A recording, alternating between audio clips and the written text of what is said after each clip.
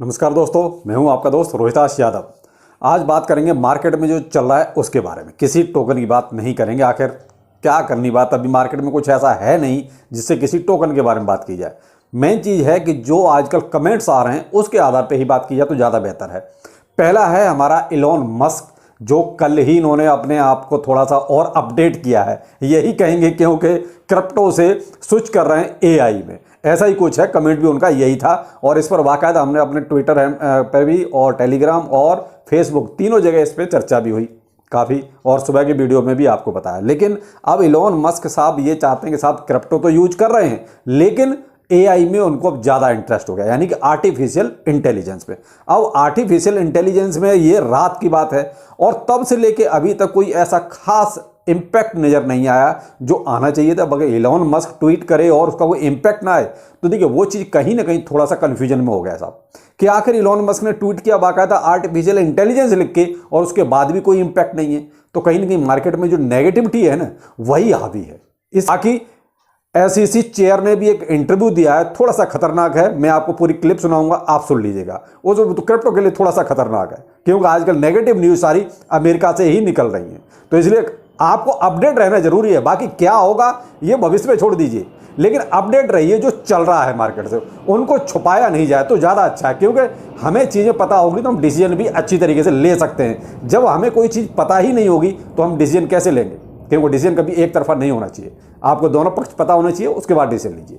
चलिए तो पहले लेते हैं इलॉन मस्क का। तो इलॉन मस्क ने साहब कल ट्वीट किया, लेकिन उसका कोई इंपैक्ट मुझे तो नजर नहीं आया। और जो लोग कमेंट में ये पूछ रहे हैं कि सर एआई के कुछ टोकन्स बताइए, तो देखिए मैंने 4-5 वीडियो बनाए हुए हैं, आप क्रेजी क्रिप्टो मिंटू या अर्न विद रोहिताश चैनल पर देख लीजिए। थंबनेल पे बाकायदा बड़ा बड़ा लिखा हुआ है आर्टिफिशियल इंटेलिजेंस, आप वो टोकन्स देख लीजिए, वही आर्टिफिशियल इंटेलिजेंस के सारे टोकन्स हैं। उनमें से जो आपको ठीक लगता है आप उनके बारे में सोच सकते हैं, लेकिन फिलहाल मैं तो यही कहूंगा कि थोड़ा सा मार्केट को देख लीजिए। क्योंकि मैं क्यों कह रहा हूं, एक फियर एंड ग्रिड इंडेक्स होता है, सबको पता है, जो क्रिप्टो करेंसी में सबको पता है। नहीं होता, अगर नहीं पता है तो मैं ये स्क्रीनशॉट दे रहा हूं, देख लीजिए, ठीक है। अब इसमें आप देख रहे हैं कि अपना जो तीर है बिल्कुल मिडिल में है, यानी कि 50-50 है, न इधर न रेड में न ग्रीन में। क्यों? क्योंकि मार्केट इतना कंफ्यूज है कि न बियर को पता है कि हमें कहां जाना है, न बुल को पता है हमें कहां जाना है, इसलिए सेंटर में आके खड़े हो गए जस्ट लाइक ये। अगर भाई हम जो है खतरे में होते, यानी कि बियर तो इधर जाना चाहिए था, फायदे में होते यानी कि बुल अगर हावी होते तो इधर जाना चाहिए था, लेकिन हम तो बीच में आके खड़े हो गए सीधे सीधे, यानी कि हमको ये पता ही नहीं कि हमको जाना कहां है। तो यही वो साइन है जब मार्केट बहुत कंफ्यूज होता है। तो थोड़ा सा मैंने जो आपको समझाने की कोशिश की वो ये चीज आपको पूरी तरीके से दर्शाती है कि कहीं ना कहीं हम जो है बहुत ज्यादा भी कंफ्यूज वाले मार्केट में खड़े हुए हैं। यहां एक चीज और बताता हूं, सुबह जो है आपका स्टॉक मार्केट ग्रीन में है। अब स्टॉक मार्केट ग्रीन में, उसके बाद भी क्रिप्टो करेंसी मार्केट रेड में क्यों है? क्रिप्टो करेंसी मार्केट में वो इंपैक्ट क्यों नहीं आया? इसीलिए नहीं आया कि जो सिल्वर गेट का जो मामला चल रहा है वो कोई छोटा मामला नहीं है, बड़ा मामला है। उसके साथ बहुत सी कंपनियां जुड़ी हुई हैं, बहुत से बड़े बड़े इंस्टीट्यूशंस जुड़े हुए हैं, बहुत से बड़े बड़े लोग जुड़े हुए हैं। इसलिए कहीं ना कहीं क्रिप्टो करेंसी मार्केट पैनिक में है, लेकिन स्टॉक मार्केट आज आपके ग्रीन में है। तो ग्रीन का असर यहां भी ग्रीन होना चाहिए था। क्रिप्टो करेंसी पूरी तरीके से एक तरह से मेलजोल करके चलती है, तो आज कहीं ना कहीं उल्टा हो गया है। तो ये क्या दर्शाता है कि कहीं ना कहीं हम कंफ्यूज में हैं, या जो मार्केट में नेगेटिव न्यूज चल रही है उनका इंपैक्ट मार्केट पर है। अब मैंने आपको कल पूछा था पोर्टफोलियो, बहुतों ने जवाब दिया, अच्छा लगा, सबने बताया, और जिस तरीके से मैंने पूछा उन्होंने उसी तरीके से बताया। अब देखिए आज की डेट में अगर किसी का पोर्टफोलियो, अभी देखिए मार्केट बहुत ज़्यादा नीचे नहीं है, बहुत मामूली सही नीचे है, बहुत ज़्यादा क्रैश नहीं है, लेकिन यहां तक भी अगर किसी का पोर्टफोलियो मान लीजिए 10% या 15% लॉस में है तो कोई दिक्कत नहीं है, वो तो फिर बहुत अच्छी सिचुएशन में है और वो ज़्यादा घबराने की जरूरत बिल्कुल भी नहीं है। लेकिन जिनका पोर्टफोलियो आज की डेट में भी 50%, 60%, एक भाई साहब तो अभी भी 88% का मैंने देखा कमेंट, उनका 88% उनका लॉस में है, तो भाई मैं तो ये पूछना चाहूंगा कि आपने किसके कहने पर इन्वेस्टमेंट किया? क्योंकि मुझे नहीं लगता कि आपने अपने हिसाब से इन्वेस्टमेंट किया होगा, आपने किसी न किसी को तो फॉलो किया है। तो भाई एक बार आप उस चीज को जरा देखिए, सोचिए कि आपने ऐसे किस इंसान को फॉलो कर रखा है जिसकी वजह से आप आज की डेट में भी इतना लॉस में हैं। अब आपका लॉस तो तब रिकवर होगा जब बीटीज कम से कम $35,000 को क्रॉस हो, कम से कम वहां पहुंचे, उससे ऊपर जाए, तब आपका कहीं जाके रिकवर हो पाएगा, तब आप प्रॉफिट में क्या, आप लेवल में आ पाएंगे। तो जो 10%, 15%, 20% तक हैं, उनके लिए कोई बहुत बड़ी बात नहीं। उनका तो बीटीसी अगर ये 25,000 के आसपास जाएगा तो वो एक तरह से न्यूट्रल पे पहुंच जाएंगे, उसके बाद तो उनका प्रॉफिट ही शुरू हो जाएगा अगर 25,000 के ऊपर बीटीसी चलता है तो। लेकिन जो आज की डेट में 88%, 80%, 70% है, तो भाई उनका तो समझ से बाहर है कि उन्होंने किस रेट पे खरीदा।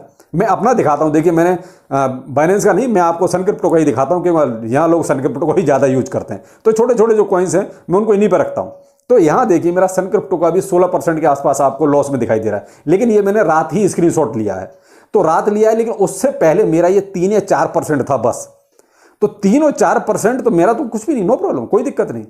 लेकिन जब मैंने स्क्रीन छोड़ लिया तब ये 16% हो चुका था, क्योंकि मार्केट थोड़ा सा ही नीचे आ गया था। अपना बेबी डॉज हुआ या बिटकट हुआ या फ्लो की हुआ, ये थोड़ा नीचे आ गया था, इस वजह से ये 16% हो गया, वरना मेरा 3 या 4% के आसपास ही था। वो भी कुछ और भी टोकन्स हैं, इसमें पूरा नहीं है, कुछ और जो नीचे टोकन्स हैं वो ज़्यादा लॉस में है, वो फंडामेंटली थोड़े मजबूत हैं, वो वाले ज़्यादा लॉस में हैं, वरना इनमें तो मेरा सारे रिकवर है। तो आप अगर इस तरीके से कहीं स्ट्रेटजी के हिसाब से इन्वेस्टमेंट कर रहे हैं तो ठीक है, वरना तो देखिए जो आप हिसाब से कर रहे हैं, सिर्फ फोमो में आके बाइंग कर रहे हैं या सिर्फ हवा हवा में, तो देखिए वो गलत है, कहीं ना कहीं आपके लिए ही वो नुकसान का सौदा है। प्लीज़ उस चीज़ को आप सुधारिए, कुछ अच्छे लोगों को फॉलो कीजिए, चाहे वो कोई भी हो, कम से कम आप लॉस में तो ज़्यादा ना रहें, क्योंकि आपका लॉस बहुत ज़्यादा है, जिनका 50% से ज़्यादा आज भी लॉस है। तो अब हम लेते हैं बीटीसी। बीटीसी क्या करने वाला है, देखिए सर, बीटीसी को खुद कंफ्यूज है, वो करेगा क्या। बीटीसी जो फिलहाल चल रहा है 22,300 के जो रेट पे जो चल रहा है फिलहाल करंट में, और ये लगभग साइड में ही है, और जब साइड में मार्केट हो जाता है तो बहुत कंफ्यूजन का मामला हो जाता है, तो कुछ ना कुछ फिर तगड़ा ही चाहिए जिससे कि मार्केट ऊपर जाए या फिर नीचे जाए। अब जो हालात हैं, एक हालत तो मैंने सिल्वर गेट की बात बताया, जो कहीं ना कहीं पैनिक क्रिएट कर रहा है, और बैक टू बैक उसके पीछे बहुत सी नेगेटिव न्यूज़ें निकल रही हैं, और सीजे बाइनेंस भी कहीं ना कहीं इनडायरेक्ट वे में उस चीज़ को आपको कुछ ना कुछ इशारों में समझाते रहते हैं। अब एक और निकल के आ रहा है एक इंटरव्यू, जिसकी कोई चर्चा नहीं कर रहा, मुझे नहीं पता इस बात को छुपाना चाहते हैं या दिखाना नहीं चाहते, लेकिन भाई एसईसी चेयर जो अपने गैरी गैंसलर हैं, उनका इंटरव्यू है, और एक इतना बड़ा आदमी जिसके जिम्मे ये सौंप रखा है अमेरिका ने सारे रूल्स एंड रेगुलेशंस बनाने के लिए क्रिप्टो के, और उसी का इंटरव्यू नहीं कोई चर्चा में लाना चाहता। तो भाई आपको चीजें पता होनी चाहिए। मैं आपके सामने एक क्लिप लेके आ रहा हूं, जरा इसको देखिए। There's nothing incompatible crypto in our securities laws. Our securities laws were brought about to protect the investing public against fraud and schemes and manipulation. And it was through this idea of full, fair, and truthful disclosure, registering with the SEC when you're raising money from the public and the public's anticipating a profit. It's pretty straightforward, actually, common sense approach to helping the public in investing. So this broad field, we have one goal at the SEC, is for them to come into compliance, whether it's the tokens, that's basically people raising money or offering these tokens. And it's also what I'll call the storefronts, but they can call themselves crypto exchanges or lending or staking as a service or other intermediaries, to come into compliance and ensure that they don't mislead the public, but also that they don't commingle the funds, they don't take the public's funds and do things we just don't allow in our financial markets. We don't allow the New York Stock Exchange to also play with the customer's funds and make markets, run a hedge fund, run a dealer, be in the clearing business. We separate out those conflicts. Mr. Gensler, thank you for your time. You've set out the goal there. And what I want to ask you about is the results of your actions. You have asked a number of names in the crypto industry to register their products with the SEC. Very few have, in particular, those that are most known to us, the bigger names in the industry. Why are they not acting on your requests? Well, the law is the law, and they need to come in and properly follow the laws, and we will work with them to do that. But in the meantime, we will also look out for the investing public. And we've been very clear, for instance, about what's called crypto lending and what the requirements are there, about staking as a service. We've also been rather clear about custodying customer funds. And we will continue to do this. And of course, we would Yes.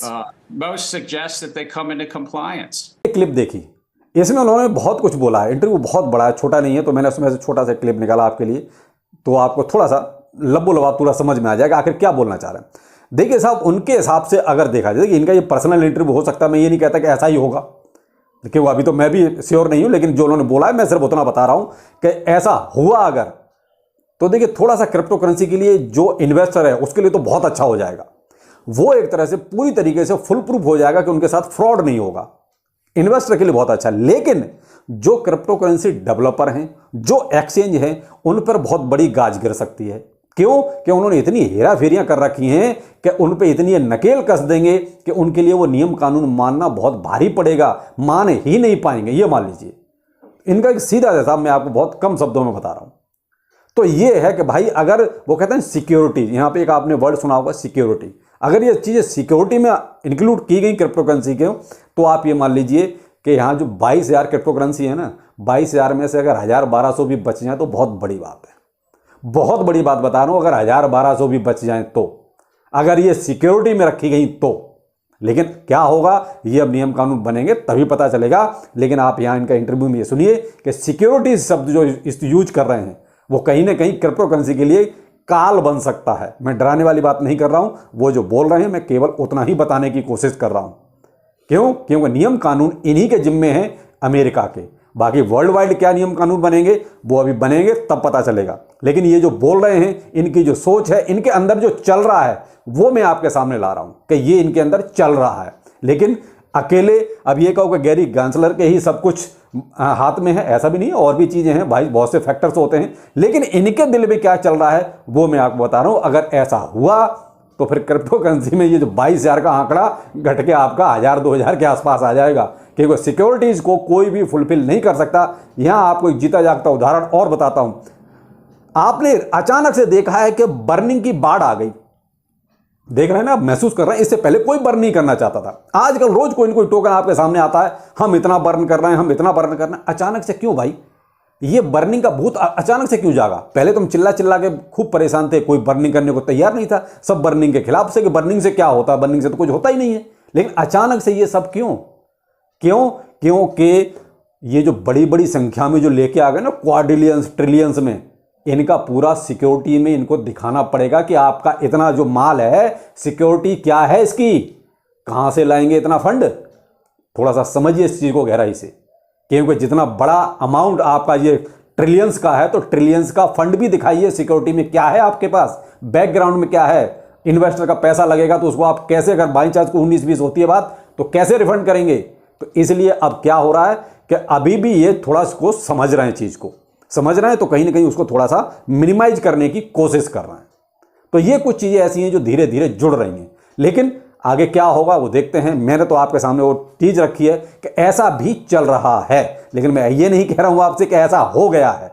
होगा क्या ये आगे पता चलेगा। क्यों? क्योंकि अभी जो इनके दिल में चल रहा है वो मैं आपके सामने ले आया हूं कि क्रिप्टो करेंसी के लिए जो होने वाला है वो बहुत अच्छा होने वाला है, इन्वेस्टर के लिए बहुत अच्छा होने वाला है। लेकिन जो गंदे लोग हैं, जो मैनिपुलेटर हैं, जो मार्केट को पूरा मैनिपुलेट करते हैं, उनके लिए पूरी तरीके से ऊपर से 6 इंच छोटा कर दिया जाएगा, मतलब ऊपर से काट दिया जाएगा, आप ये मान लीजिए। तो क्रिप्टो करेंसी के लिए बहुत अच्छा होने वाला है, बहुत कोई दिक्कत नहीं। क्योंकि हम ये फ्रॉड से, मैनिपुलेशन से तो ज्यादा परेशान है। तो ये चीजें खत्म हो जाएंगे, क्रिप्टो करेंसी साफ सुथरा बिजनेस हो जाएगा, और वही हम चाहते हैं। तो जो भी है, देखिए जो था मैंने आपके सामने रख दिया है। लेकिन अभी यहां पैनिक या डर वाली बात नहीं है, जो होगा अच्छा होगा, और क्या होता है ये वक्त पे छोड़ दीजिए। तो ये कुछ आज जनरल सा टॉपिक था, कोई बहुत वैसा टॉपिक नहीं था, क्योंकि मार्केट में बोरियत है और इससे ज्यादा कुछ है नहीं। तो इसलिए मैं आपके सामने कोई आज टोकन लेके नहीं आया, क्योंकि आपके सामने जो चीज चल रही है उससे रूबरू कराना बहुत जरूरी था। तो चलिए फिर मिलते हैं, नमस्कार।